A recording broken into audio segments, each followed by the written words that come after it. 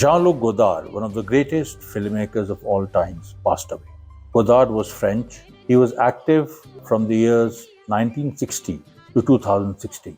The tributes that were paid to him, right from the French President Emmanuel Macron to Martin Scorsese, or a host of other celebrities and artists, so actually they called him a genius. It was as if someone who had won a Nobel Prize in physics or chemistry or mathematics had passed away. I mean, the feeling was such.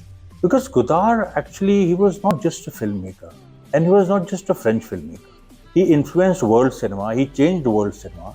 He was an experimenter, he was a scientist. I think the first scientist of world cinema. His experimentation with narrative, sound, continuity, and image changed the narrative of cinema for all times to come. So Godard was a product of his times, the post-Second World War period.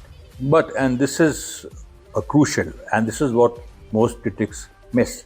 He was also an extension of changes that took place in the world of art and culture following the First World War.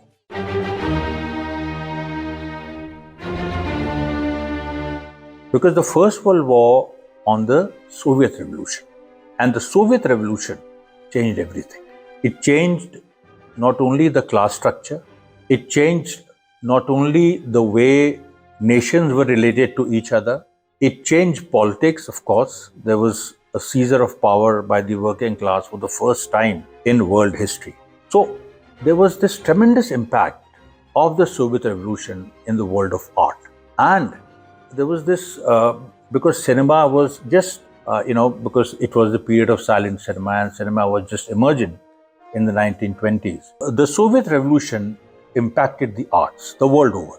There was a change in the way human beings, men and women, saw nature, the way they saw the relationship between each other. It had a profound impact on fiction, on literature, on poetry, everything. We are here concerned mainly with film and theatre because Godard was heavily influenced by a figure who emerged in the 1920s. His name was Bertolt Brecht. He was a German playwright and a theatre practitioner and a theorist of theatre. He elaborated a very, very influential theory of theatre which is called the epic theatre, or later which is called dialectical theatre.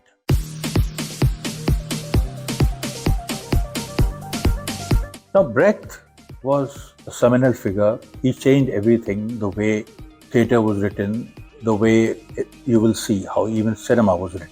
So, till then, till the time of Brecht, the dominant aesthetics was Aristotelian.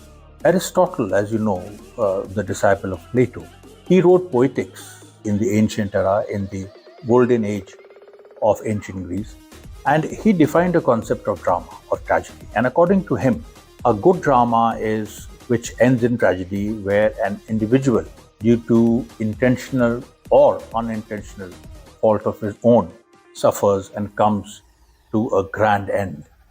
And that, for Aristotle, theatre is basically action-based. Secondly, it should involve the audience so that the audience identifies completely with the main character, and the audience at the end feels pity and fear, pity and terror, and there should be a catharsis of emotions, which means that the audience comes to a work of art and goes back satisfied that whatever has happened, whatever good, bad happened has been resolved in the play itself. Brecht came up with a counter thesis. He said that if you are going to involve the spectator in the emotions of the character, if the aim of theatre is just to arouse emotions, if all issues are resolved in the theatre, it can give a feeling of pleasure, of entertainment, or even a kind of moral teaching.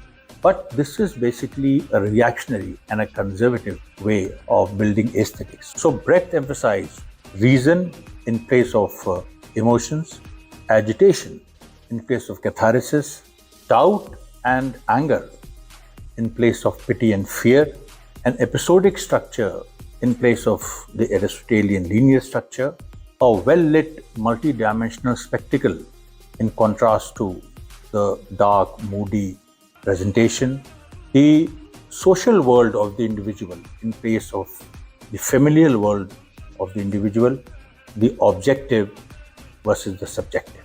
And the center point was that the audience should not feel empathy with the characters. They should not fall in love, or they should not start crying if on seeing the acting of the actors, and they should be distanced. And when we come to cinema, we see at that time in the 1920s, it was the silent film era, and American films and also French films were basically experimenting with how to represent reality. In fact, French films had this comic strain, and so they were moving in a direction where there were some subversive elements. But the real subversion came with Soviet cinema of the 1920s after the Russian Revolution.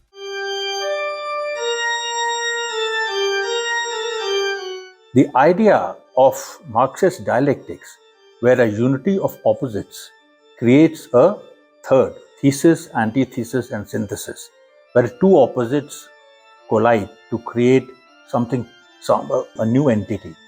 This principle of unity of opposites was translated into cinema by people like Eisenstein, Ziga Vertov, and other Soviet filmmakers.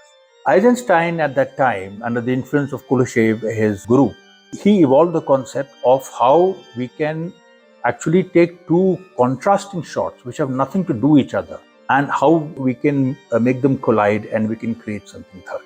Like, for example, and this he termed intellectual montage. And intellectual montage meant that if you take three separate shots, say of a girl lying in a coffin, a bowl of soup, or a woman lying on a couch. So the girl lying in a coffin represents death, the soup represents hunger, the girl on the sofa represents desire. And if you combine all these three shots, it creates a narrative of its own.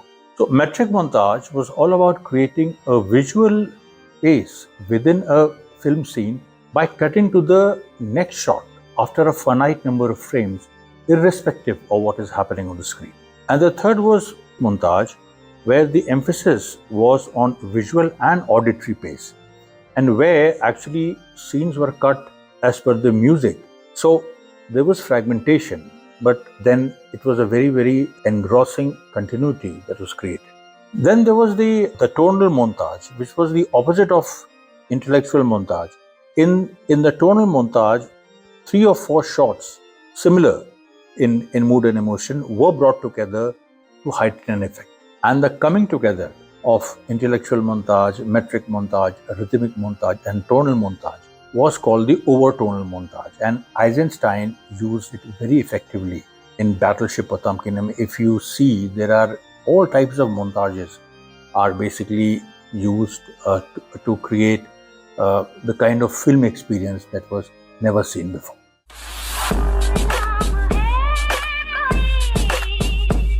But by the time of Godard, there was another stream which had come up parallel to Soviet cinema, Italian neorealism. And Italian neorealism de-emphasized montage.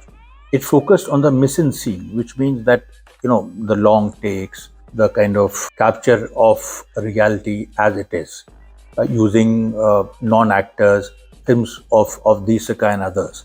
So Godard, he kind of resolved the contradiction between montage and mise en scene. He took the beauty of mise en scene and the agitation of montage, and he created a cinema which till date people have not been able to define. So Godard basically changed the way we look at mise en scene. The extremely long takes, the non-lyrical aspect, which, like in Bresson, you also have the mise en scene and the long takes. There is a sense of lyricism to it. But Godard, his takes or his mise en scene they were beautiful, but they were also austere. At the same time, the montage one step ahead of Eisenstein. He went to the jump cut, which was considered jerky and which was not considered as good cinema back then.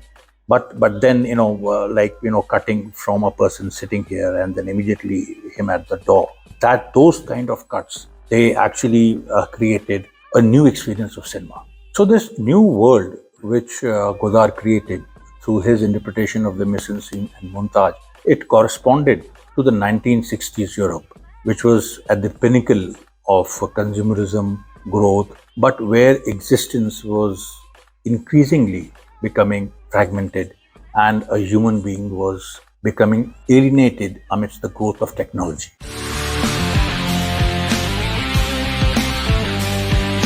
Now, there's 7 points which you have to remember. Like earlier, we compared Brecht and Aristotle. Now we are comparing Godard and the traditional cinematic narrative. So, while the traditional narrative carries a kind of narrative transitivity, Godard introduced narrative intransitivity. The traditional narrative carries identification, again, in the Aristotelian sense, but Godard carried the Brecht distancing effect called estrangement. Then the traditional film narrative, it was based on transparency, where you do not reveal how you were shooting, you were creating a perfect illusion. And Godard was fond of showing how he was shooting, like like a camera could become a part of the shoot itself, which is called foregrounding.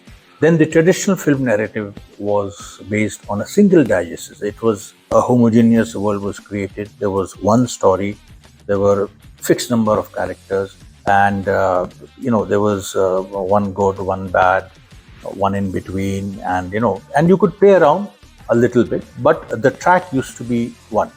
Godard introduced multiple digests, like random characters, random situations, incursions, interventions of other mediums like a painting or say even a political speech.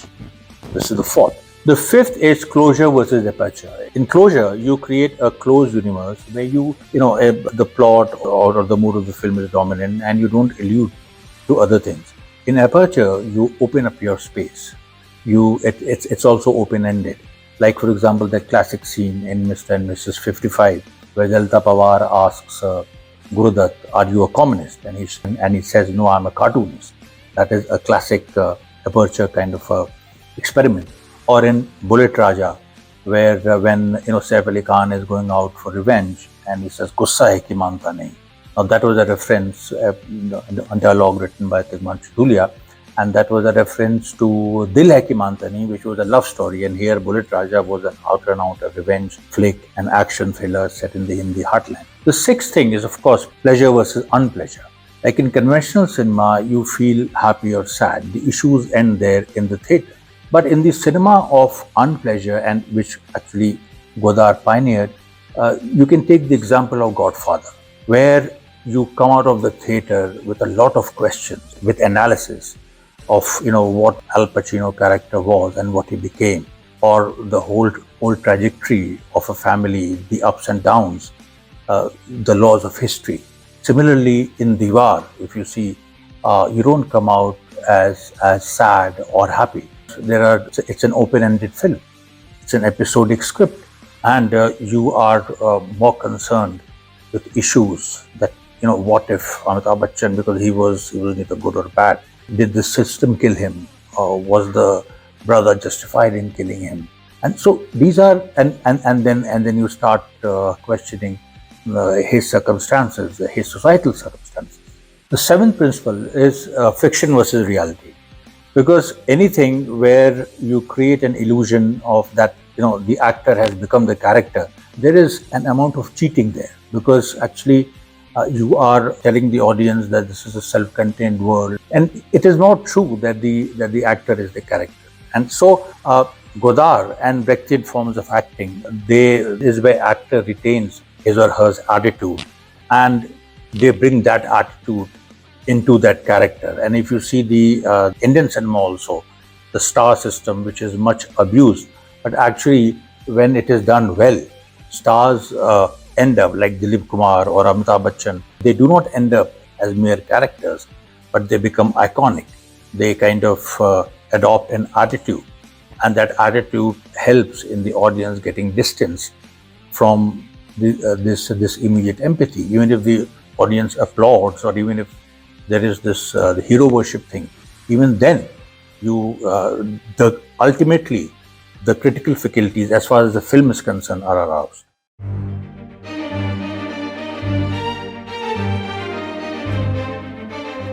So Godard's first film, Breathless, is known for a lot of things. But most importantly, it was a study of 1960s alienation, the new type of alienation of 1960s. It was a gangster film, a thorough gangster film, where in the end the heroine betrays the hero. And it had elements of film noir as well. And yet the film form was such. There was no mention of alienation, but the film form was such that the characters were shown as alienated from their surroundings, and it was a homage to Humphrey Bogart. By the time Godard came to make his second film, The Little Soldier, he had started writing the dialogues on the sets itself. He had started improvising. In Little Soldier, Godard used Anna Karina, who was a non-actress, very effectively, using her awkwardness. She was playing the role of girlfriend of a double agent, and this film was set in the backdrop of the Algerian War of Independence, where both sides were locked in a brutal conflict. And in one of these, totally unrelated, but something which fits in beautifully, is the way that during the torture scenes we have this sudden quote from Lenin, which talks about a time when the opposites will be reconciled, where not just two warring sides, but also ethics and aesthetics, science and philosophy. Godard's third film, A Woman is a Woman, is a homage to the American musical. And yet Godard was able to bring in his issues with Anna Karina, their personal relationship. He was able to write those in a very improvised manner in the film itself. At the same time, he spoke about the confinement of a couple within the four walls of the bourgeois society. And he questioned the love element in the musical by counterposing it against the alienation the characters feel from the surroundings. There was a mistake earlier, because actually A Woman is a Woman was his second film. The Little Soldier was his third. But then there is no doubt about the fourth film, which is La Carbiniere, which is again a sort of a war film, and which shows peasants going to war for a king, enthusiastic peasants, but then they realize the futility of the whole exercise is brought to the fore when the king reveals the deception of the administrators of the war. So one more thing, La Carbiniere was based on an idea by Rossellini. Godard's last film of 1963, Contempt, is considered the pinnacle of the modernist film. Why? Because it has a story where it has Brigitte Bardot, one of the highest paid actresses of that time. Godard worked with stars, and yet he used Bardot in a manner where he showed how love and labor are irreconcilable in modern capitalist society. Godard's next film, A Band of Outsiders, is very interesting. It was again a gangster film, and Godard quoted D.W. Griffith that all you need for a film is a girl and a gun. As a Marxist, Godard was in tune with a lot of right-wing attitudes, and the right-wing attitudes, hard-boiled attitudes, which had meaning. And then he used to subvert those meanings. This is how he worked in Band of Outsiders, which he himself called Alice in Wonderland meets Franz Kafka. Godard famously said, his films do have a beginning, middle and end, but not in that order. So while talking about him, we too have messed up his chronology. His first film was Breathless, second was A Married Woman, third was My Life to Live, fourth, The Little Soldier, fifth, La Carbiniere, sixth, Contempt, and seventh, A Band Apart. In between, we have missed talking about My Life to Live. Now, this was a film about, it was again a disjointed film. There was no linear structure, but it was about an errand mother, an aspiring actress who also pursues streetwalking as a parallel career. And it questions the whole notion of, say, streetwalking as being a free enterprise. And in a famous scene, Anna Karina actually spreads her arms and says that she is free only to spread and lower her arms as she wishes. Godard's eighth film, A Married Woman, is considered again to be one of his great modernist films. It has an influence of Levi Strauss, Ronald Barthes. Strauss was an anthropologist, Barthes was a semiologist. It is a married woman is important because Godard started experimenting with the language of science, that how science lead to wider meanings. And it is a very, again, a story which is at one level fluid, and at another level it is full of jerks. It has these contradictions which the audience is left to resolve. And Godard's next film after A Married Woman was Alphaville, which is a combination of science fiction, film noir, and satire.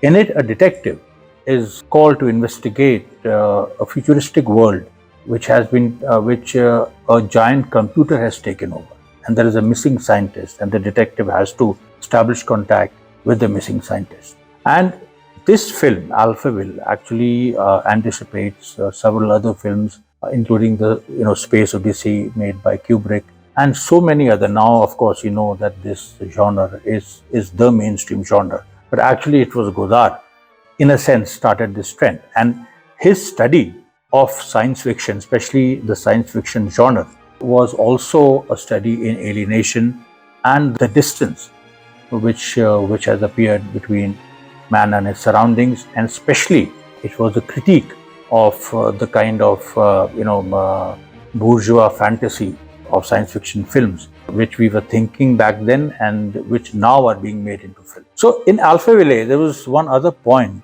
that the science fiction films of today, many of them, which are not just Marvel comic superhero films, they kind of miss out on that focus on alienation. It's as if man is exploring a world in space which is beyond his or her world on Earth. Godard said the exploration you're doing in space is bounded by the laws you follow on Earth. So if there is capitalist alienation on Earth, it will follow you to the space. Godard's next film after Alphaville was Pierrot the Fool. And here it is a classic chase film, road film. It is a kind of a setup to Bonnie and Clyde. And Arthur Penn, the director of Bonnie and Clyde, recognized Godard's influence. Godard in himself was inspired by the films of Nicholas Ray and other Hollywood B filmmakers of 1940s and 50s, who made these road films where people, or two young people, they try to escape their life by going on a killing spree. Here in Pierrot the Fool, a married man, he alienated from his bourgeois lifestyle, finds a girl and he goes on a killing spree with her. But that killing spree, and there are these agents or gangsters who are following them, and these conventions you will find later in many Hollywood films. But here in Pierrot the Fool, Godard again critiques the sense of freedom which is felt when you, that the gun actually does it empower you in in a society where you are free to kill, you are free to escape, and that moment, that experience is absolutely thrilling. There's no doubt about it. But then there is a self-critique built into it. It is actually, there is this kind of, when you seek this kind of a freedom, it is not a moral condemnation. I mean, please, this is actually a celebration that it is better than a bourgeois confined lifestyle. But then this is not freedom, because somehow or the other, the social systems are still in place and the girl will betray you for a lover. After Pierrot the Fool, Godard made Masculine Feminine. Now, this film is quite an important milestone of his career. It was noted for its ability to speak to the youth. Imagine Godard and his elliptical style, and yet his ability to speak to the youth. There is a famous line in the film that today's young generation are children of Marx and Coca-Cola. And it basically identifies accurately. It is a kind of a semiological analysis or a semiotic theorization of the youth of the 1960s. And the film itself had de Gaulle as the background, and the French authoritarian leader de Gaulle, against whom an entire student movement was to erupt in 1968. And this film was 1965. So you can see that the way Godard anticipates again several events that are to follow. And then, of course, we have Made in USA, which Godard made. Here, the lead character, a woman, finds her lover murdered and she starts investigating. And then she has a run-in with several gangsters. What you remember about the film are those skinny young guys smoking and that beautiful woman singing as tears go by, and those very, very semiotic kind of images which have elliptical meanings.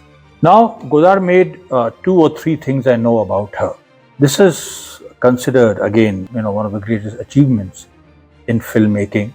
It breaks completely with the traditional storytelling style, and it is more like an essay where actually there is a commentary. There is constant commentary, of course, with the beautiful mise-en-scenes. And this commentary is almost speaks to you like a whisper. And the essay form of filmmaking gets introduced. And Godard made 2 films now, Weekend and La Chenoy, and both are very important because in Weekend it is almost like it is about a couple who go on a trip to collect an inheritance, but it is actually a critique of the overconsumption practiced by the bourgeoisie and by normal middle class people. They tend to overconsume, and again there is no moral condemnation. Everything is pretty, everything is beautiful. And yet it is with the film form that you learn and that you deduce or you derive certain meanings. Now, La Chenoy is one of the most radical films of Godard. It came out in 1967, and 1 year later, in 1968, Paris saw the famous May student uprising, which almost toppled de Gaulle.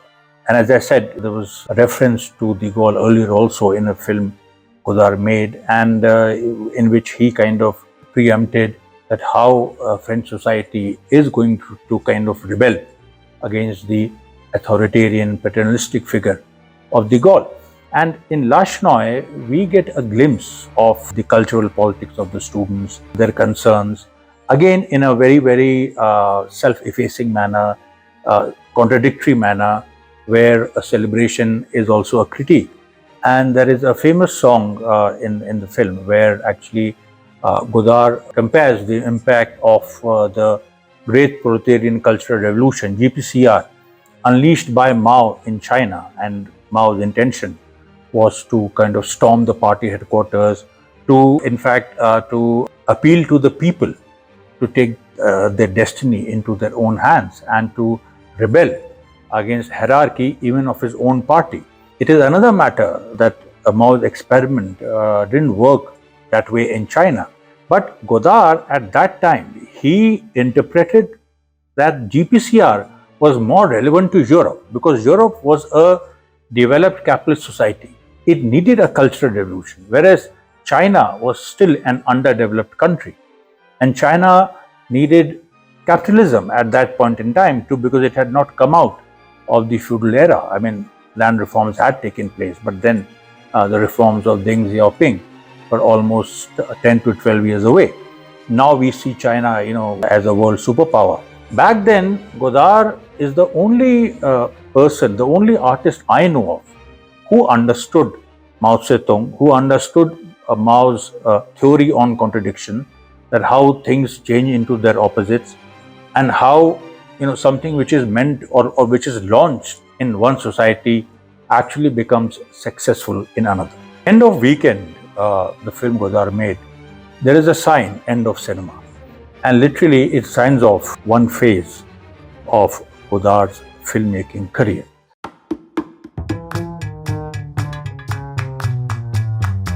In 1968, France saw a massive student uprising, which, as I said earlier, nearly toppled de Gaulle.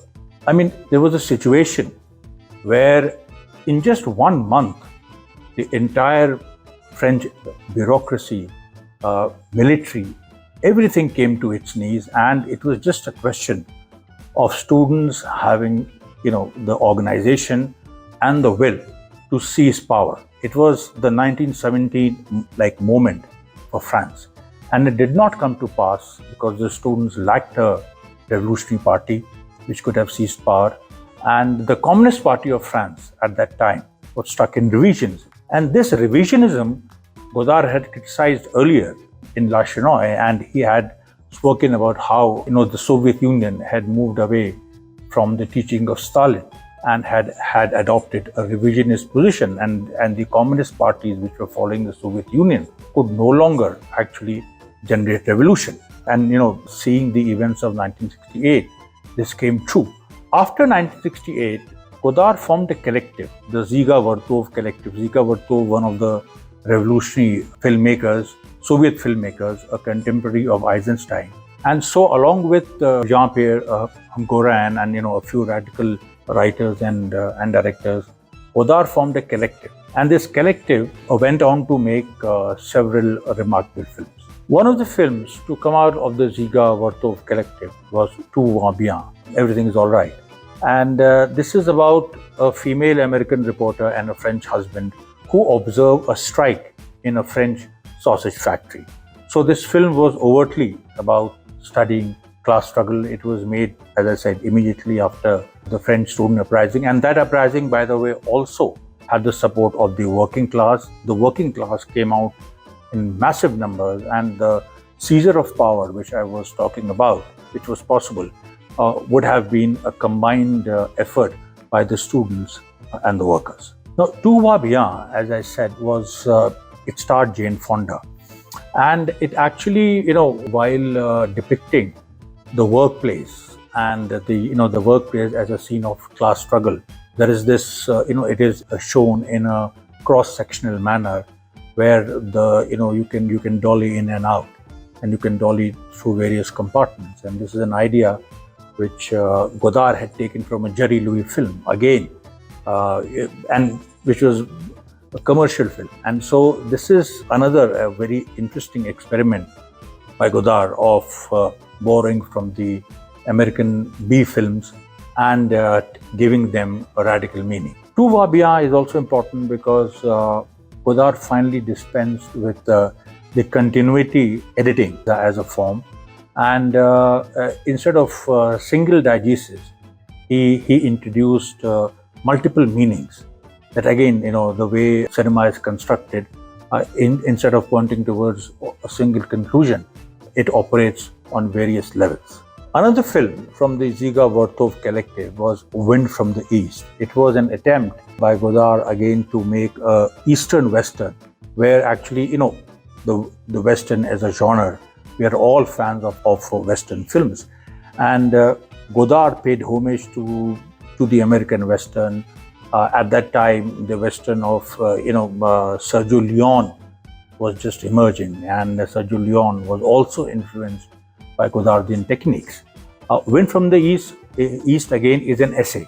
It is not a kind of structured film, but it is an essay how to make Western film from an Eastern perspective, from a revolutionary perspective. For example, how to make a Western, if it is possible, portraying the Viet Cong as the heroes and the Americans as the bad guys. Now we come to a very important film of Ziga Vertov, which was Letter to Jane. As we saw, Jane Fonda starred in Everything is All Right. And Jane Fonda was an anti-war activist, an anti-Vietnam War activist. US at that time was also witnessing a huge upsurge of students and other sections of the society who were opposed to the Vietnam War. It was a radical moment in the United States. But Godard, he tracked Jane Fonda's visit to Vietnam, and he made a film called Letter to Jane. This film is again in the essay form.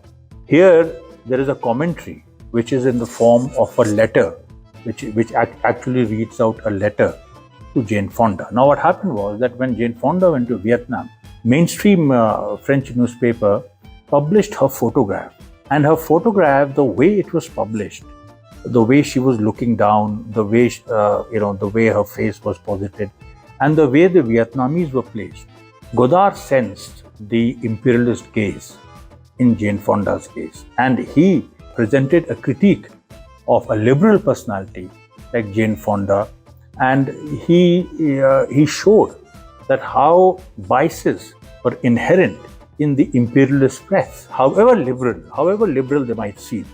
But these biases are so strong, they are strongly entrenched. They even cover the way a scene is photographed, where the miseries of the Vietnamese or the Vietnamese perspective is blurred, while a celebrity, Jane Fonda, visiting Vietnam is highlighted. So it becomes, one amongst the many events of a celebrity, and anyone watching that picture will basically like Jane Fonda without sympathizing with the Vietnamese cause. And if you see, so many of the advertisements which are coming out today also echo the same ideology. They sometimes use radical slogans. Sometimes they kind of, it is in the postmodernist world.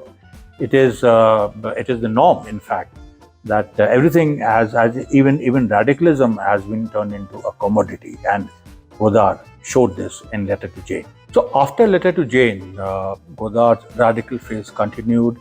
He was a committed Marxist, Leninist, Mao Zedong thought political being, and who was translating Marxist ideas or the ideas of Marxism, Leninism, Mao Zedong thought. But it's very important. Mao Zedong was, and Mao Zedong's the way he enriched dialectics, the way he took dialectics forward, was very important for Godard, and the kind of interconnectivity between backward China and advanced Europe. So in 1978, Godard was commissioned by the Mozambican government to make a short film. And guess what happened? This is, I think, one of the most radical moments of Godard. Because here, while making this film, Godard discovered that the Kodak film itself, the film raw stock itself, is racist. And he criticized it, and this is 1978, as inherently racist, since it did not reflect the variety, nuance, or complexity in dark brown or dark skin. Another very important contribution of Godard, which people do not recognize, his experiments with video and 3D. 3D we'll come to later, but Godard discovered the power and the potential of the video in 1970s, and he started making films in the video format. And if you see today, with the YouTube video explosion, literally the YouTube revolution, Godard also presaged it by his experiments in the 70s and the 80s.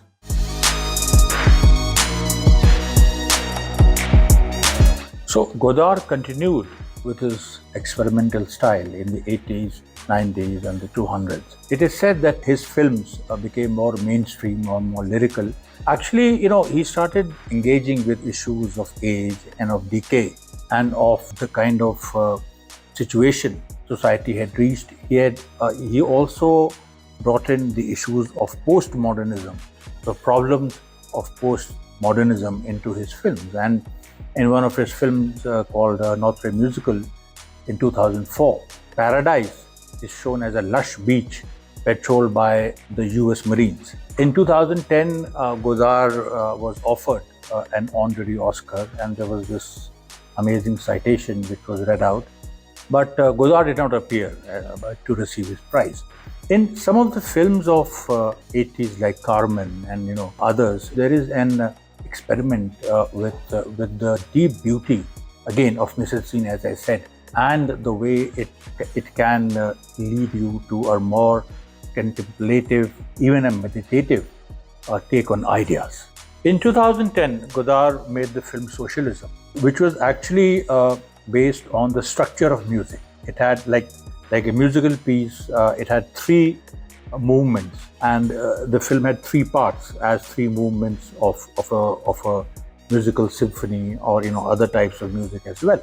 And it dealt with many issues. It had an aging cynic as a character. It had children talking about liberty, equality, and fraternity. It had spotlights on various countries, especially of the Arab world. The impact of Godard on 1970s cinema of loneliness of Hollywood, directors like Martin Scorsese and Francis Ford Coppola, and then so on and forth. Martin Scorsese, of course, his Casino in particular, he said that he took the inspiration of his film from Contempt, and the way in Contempt this whole marriage between a couple, it is just leading to nowhere, and it is as if cinema is leading to nowhere, to emptiness, and not to doom, but to a certain eternity. And Casino also is a film of frayed relationship. It is a gangster film, but it is a film of frayed relationships, frayed friendships, and an entire world leading into eternity. I have already spoken about the impact Godard had on the films of Coppola, Brian De Palma, even Christopher Nolan, and of course Quentin Tarantino. Because Tarantino is the most obvious. I mean, he's the obvious student of Godard. I mean, you cannot imagine a film like Pulp Fiction or Kill Bill without Godard. And Tarantino actually took many Godardian techniques, and he came quite close to defining a counter cinema where you have alternative fantasies, where you have alternative ideologies, where you have alternative aesthetics, and which talks to you in a different way. Like Pulp Fiction, it's like two people talking, it's conversational, and yet it is full of dynamism, it is full of energy, it is full of violence. There is play, there is mime, there is dance, there is music, and there are no judgments, and it is a depiction of society, and there is no search as such, but it is a depiction of society in all its contradictions. And this is, I think, one of the best homages to Godard. In his later years, Godard was increasingly concerned about a pressing problem which faces us even today. And it's one of the major problems of the present day world: the failure of cinema or art to reflect reality. If you remember, in the 1960s and 70s also, Godard came up with the elliptical form, and he believed that the reality could only be depicted through elliptical forms. It can only be suggested through jerks, and it can never be like cinema's aim is always to deconstruct reality. But now, in the postmodernist world, the 90s and the 2000s, Godard actually saw that it is no longer possible to make movies about, say, the Iraq War, or especially the Israeli-Palestinian conflict. If you remember, The Wind from the East, made in 1970, at that time, was made with the intent of showing the Palestinian conflict. But later on, Godard tried making a film on the Israel-Palestinian conflict, but was unable to do so. And this is something which Godard keenly felt. He was of the view that the truth is not out there waiting to be photographed, that you cannot actually say that films represent reality and that the truth is there and you just have to film it. The truth is there in meanings, in hidden meanings, and it can only be understood, or it can only be shown in relation to other meanings. So the truth about, say, the American war on terror, or Islamophobia, can only be shown in relation to the context in which it is taking place, the context of the collapse of Soviet Union, the shift in the American superpower perception of the world, the way they need a new enemy. So things have to be connected, they have to be seen and explained in context. The second thing which I think Godard always wanted.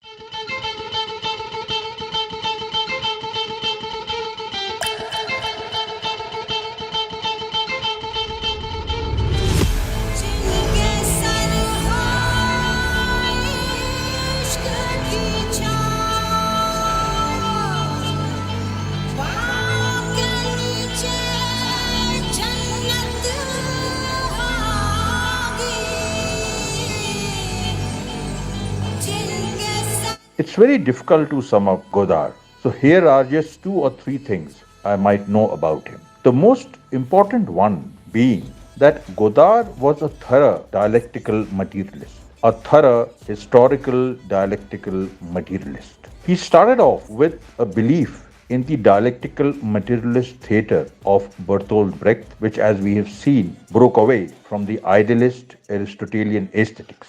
Now, don't take words like materialism or idealism in the literal sense, that idealism means belief in some cause and materialism means hankering after consumer goods, the eat, drink, sleep, making merry kind of an individual. No, these are philosophical concepts. Idealism presupposes that the ideas of men or women are drawn from certain ideal concepts. Materialism, on the other hand, lays down a different thesis that the ideas of men or women are drawn from their material surroundings. So the belief in ideas, the belief in spirituality is very strong in materialism. The only thing is that materialism considers the everyday life as the source of high thinking, whereas idealism considers everyday life as a derivative of high thinking. So these are two separate schools. So as we saw, the materialist school basically considers everyday life as the source of high thinking. So Godard also saw everyday life as the source of cinema.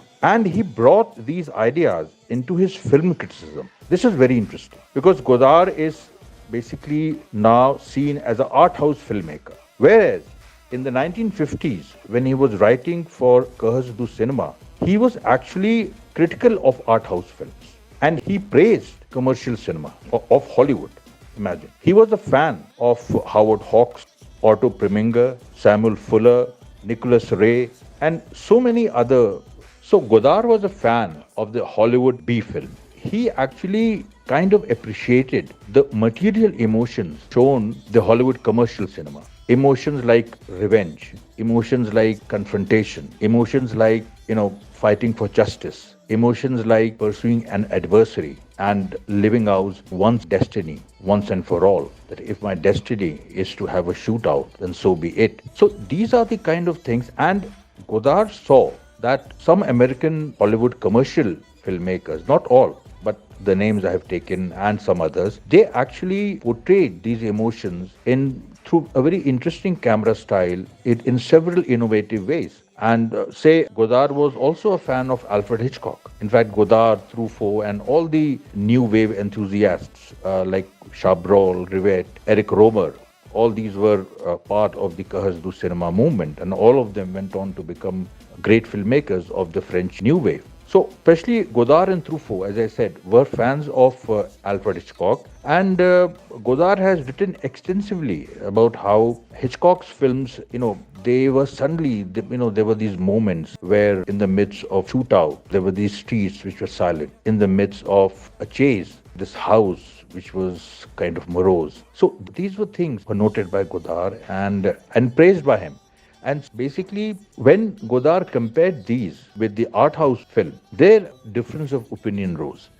Godard was critical of art house cinema of his times because he saw this strain of idealism even in their camera work. Especially Citizen Kane, a film made by Orson Welles. And Orson Welles is regarded as one of the greatest filmmakers ever. And Godard praised the use of deep focus and many other elements. At the same time, he noticed that, the low angle shot, the way Citizen Kane as an individual was portrayed in the film, it was quite close to the Aristotelian sense of rise and fall of a tragic hero. And, the lighting of the film, the camera work of the film, it kind of, again, build up that personality. The social context as such was missing. Godard's fascination with the Hollywood commercial film has interesting parallels. The Hindi-Urdu film industry, don't call it Bollywood because that is a Hollywoodian kind of imperialism imposed on the Hindi-Urdu film industry. We never were Bollywood. So here, a director like Tigmanshu Dhulia, who is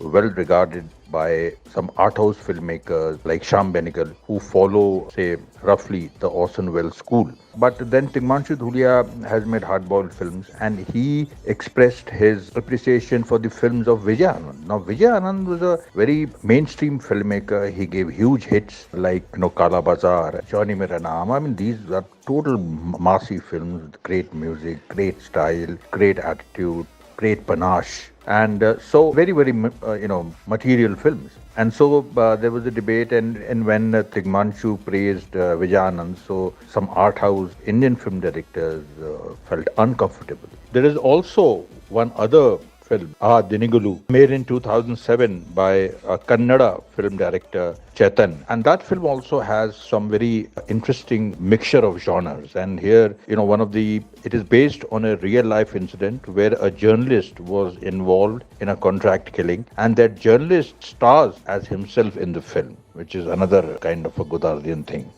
Godard appreciated the commercial Hollywood cinema as being more grounded. The Hollywood film also was not rooted in a social context, and yet Godard was able to identify that the way the stars were shot.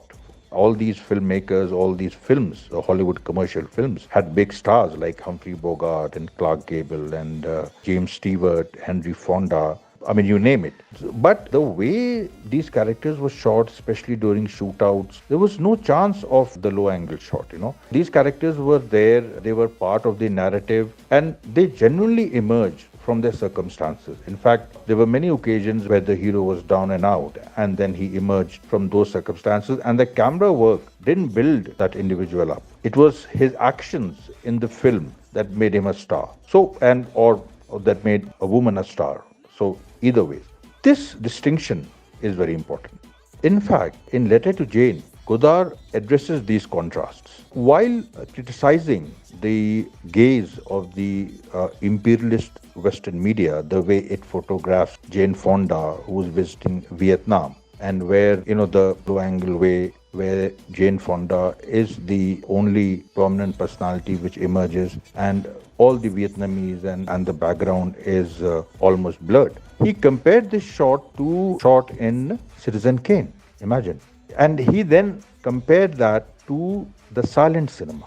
And Godard comes up with a very interesting observation in Letter to Jane, where he says that when silent cinema was being made, the dominant thinking was that I exist, therefore I am, which is a materialist point of view. I exist, therefore I am. Whereas later on, it became I am, therefore I exist. So I exist, therefore I am, materialism. I am, and therefore I exist, idealism. Another filmmaker Godard admired in Hollywood, of course, John Huston, who made The Maltese Falcon. Maltese Falcon, this is the film which made Humphrey Bogart, a star. And Maltese Falcon was based on a novel by Dashiell Hammett. And Dashiell Hammett was a member of the Communist Party of the USA, and he was persecuted by McCarthyism in the 1950s. And if you see, Dashiell Hammett represents the strain of dialectical materialism in the world of literature. He is mainly known for Pulp Fiction, which he wrote, but his Pulp Fiction is of a different quality because it reflects the class struggles of his age. They were all today, all genre films or all commercial films, their conventions are derived from Dashiell Hammett. But Dashiell Hammett evolved those conventions in a unique and innovative way in the 1920s and 30s because of his interest in Marxism, because of his observation of the class struggles of the United States of America. Now, Godard's anti-colonial politics was radically different from other European intellectuals of 60s, 70s, or even later. Figures like Althusser, Derrida, Foucault, Lacan, Edward Said, even Noam Chomsky.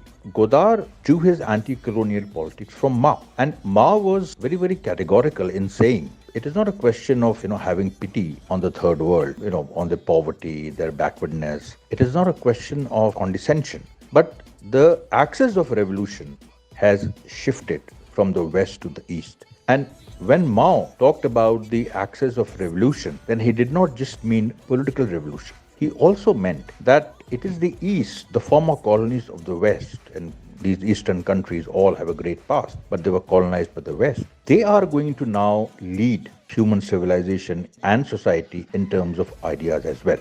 Godard was not a Maoist. He followed Marxism, Leninism, Mao Zedong thought, and Mao himself laid down this rule that his school of thought should not evolve in an ism, because as soon as you become a Maoist, you divorce yourself from the Marxist-Leninist strain. Godard followed this. He was also a firm believer in Mao's classification of art, that how one type of art will always exist for the advanced guard, for those with a higher consciousness. There will be an art for the middle rung, there will be an art for the lower rung. So Mao, in many ways, he steered clear social realism type of simplifications. He steered clear, the kind of Marxist vulgarization of art and the reduction of art to certain forms, realist forms, which George Lukács and all, they propagated, which was back then seen as a true socialist art. Mao never said that there will be a true socialist art which will just show the people their condition. The intellectuals have to be given a certain amount of leeway to experiment. So basically, if you see, that is the reason why Godard lacked pretensions. He lacked that pseudo element which we see in many intellectuals. He lacked that woke element which is now seen in many liberals. He was a hard-boiled guy, and that is why, as I said earlier, you will find him appreciating many of the hard-boiled stances of even the right wing, but just using them in the service of a different class.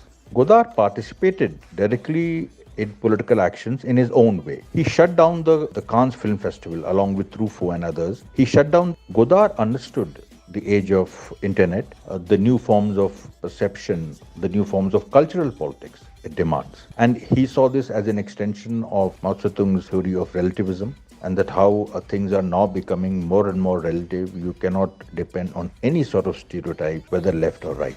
Actually, the struggle between idealism and materialism in the realm of philosophy translates into a struggle between lofty aesthetics and the ordinary gesture, the supremacy of the ordinary gesture, maybe of the way you swing a gun, or the way a woman snaps her fingers, or the way one washes one face. Materialist art actually elevated these simple gestures, everyday gestures, into high aesthetics. And so Godard ultimately is in favor of the materialist high aesthetics.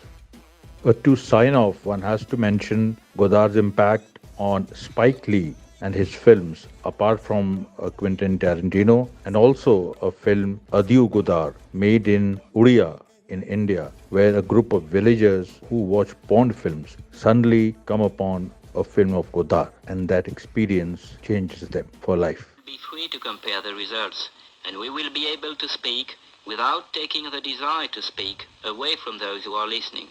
Perhaps we will be able, just for a moment, to say a little less nonsense about ourselves and the revolution. And one more thing, so that you won't feel attacked personally. Although we can't really avoid it, we feel the question is badly put, but we hope that by the end of this letter things will be a little clearer. And that's why we really need you to come and answer us directly, because we're writing to you not only as authors of Tout va bien, but also because we have been looking at this photograph. And you must admit, it is the first time anyone who has seen a photograph of you in a magazine writes to you about it this way. So that you won't feel like our chosen victim, as they say, and so that you'll understand that we're not aiming at Jane, but at a function of Jane. When questioning this photograph, we will refer to you in the third person. We won't say Jane has done such and such. We'll say the actress or the militant, just by the way, as in the text which accompanies the photograph. In our opinion, these are the principal elements, or elements of elements.